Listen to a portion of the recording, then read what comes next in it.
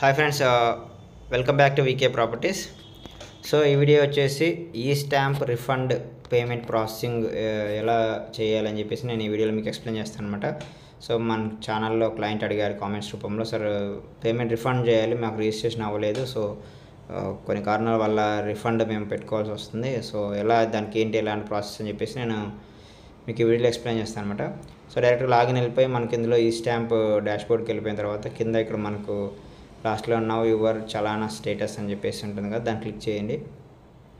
Click చేసిన తర్వాత మనకు ఇంతకుముందు ప్రీవియస్ వీడియోలో చూపించినట్లుగా మనకు ఈ చలానా అండ్ ప్రింట్ స్లిప్ చలానా ఎలా జనరేట్ చేసుకోవాలి, చలానా యొక్క పాస్కోడ్ ఏంటని చెప్పేసి వీడియో చేశాం కదా, దాని పక్కన సో డౌన్లోడ్స్లో కూడా వెళ్ళాలి. డౌన్లోడ్స్కి వెళ్తే మనకు అక్కడ అందులో యూజర్ గైడ్స్ ఉంటాయన్నమాట. యూజర్ గైడ్ అంటే మనం చలానా ఎలా పే చేయాలని చెప్పేసి కంప్లీట్గా మాన్యువల్గా ఒక ఇలా పేజెస్ ఉంటాయి, కొన్ని పేజెస్, దాన్ని చూసుకుంటూ కూడా మనం ఛానల్ పే చేసుకోవచ్చు.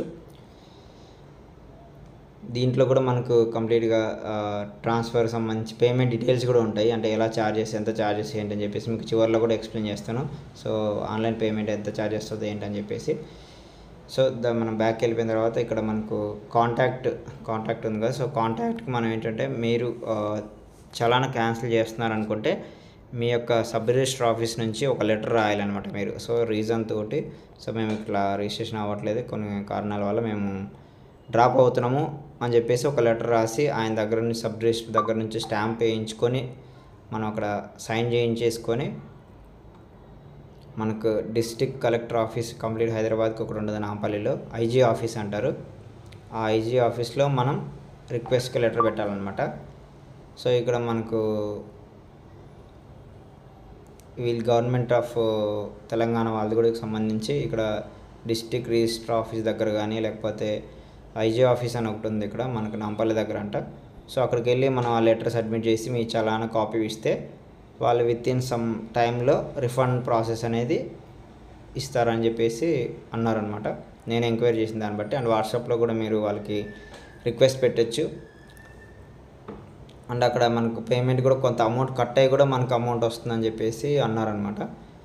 అది సో మీరు ఏంటంటే ఐజీ ఆఫీస్కి వెళ్ళి నాంపల్లిలో ఉంటుందంటే మెయిన్ ఆఫీస్, అక్కడికి వెళ్ళి మీ యొక్క చలానా copy and letter sub registrar office నుంచి ఒక లెటర్ తీసుకెళ్తారు కదా స్టాంపు, ఆ 2 కాపీ చలానా కాపీ యాడ్ చేసి మీరు అక్కడ రిక్వెస్ట్ పెడితే మీ అమౌంట్ అనేది రిఫండ్ వస్తుంది.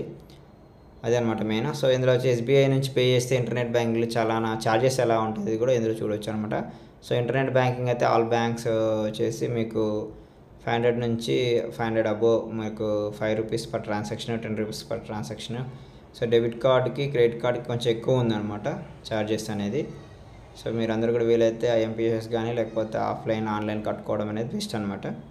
సో మీరు ఏదైనా ఇక్కడ కాంటాక్ట్కి ఉంది కదా 180059947888 నెంబర్కి మీరు కస్టమర్ కేర్ కాల్ చేసేసి సో మీ యొక్క చలానా నెంబర్ కానీ వాళ్ళ పాస్కోడ్ కానీ వాళ్ళ కాంటాక్ట్ నెంబర్ కానీ చెప్తే మీరు అక్కడ రిఫండ్ ప్రాసెస్ అనేది వాళ్ళు చెప్తారు. అండ్ మెయిన్లైన్ సబ్ రిజిస్టర్ ఆఫీస్లో కంపల్సరీ వెళ్ళి మీరు అక్కడ ఒక లెటర్ రాసి దానికి సంబంధించి రీజన్ ఎందుకు మీరు క్యాన్సిల్ చేస్తున్నారని చెప్పి రాసిన తర్వాత లెటర్ తీసుకెళ్ళి కంపల్సరీ అక్కడ ఇవ్వాలన్నమాట. ఐజీ ఆఫీస్లో ఇస్తే మీకు రిఫండ్ ప్రాసెస్ స్టార్ట్ అవుతుంది. విత్ అకౌంట్ నెంబర్లు కూడా ఇవ్వాల్సి ఉంటుంది. సో ఇది ఫ్రెండ్స్ నాకు తెలిసిన ఇన్ఫర్మేషన్ అనమాట. మీకు కనుక ఈ వీడియో నచ్చితే please like, share to subscribe to VK properties. For more interesting videos please support మీ. Thank you.